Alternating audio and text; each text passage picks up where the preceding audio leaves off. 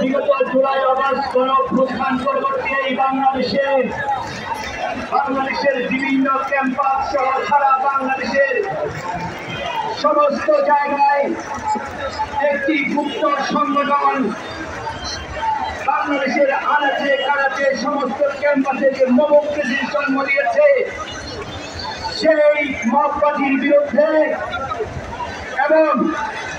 বাংলাদেশের আইন শৃঙ্খলা পরিস্থিতি অবনতির প্রতিবাদে বাংলাদেশ জাতীয়তাবাদী ছাত্রদল কেন্দ্রীয় সংসদ আয়োজিত আজকের এই বিক্ষোভ মিছিল পরবর্তী সমাবেশের সম্মানিত সভাপতি বাংলাদেশ জাতীয়তাবাদী ছাত্রদল কেন্দ্রীয় সংসদের বিপ্লবী সভাপতি জনাব রাকিবুল ইসলাম রাকিব, উপস্থিত আছেন সংগ্রামী সাধারণ সম্পাদক জনাব নাসির উদ্দিন নাসির,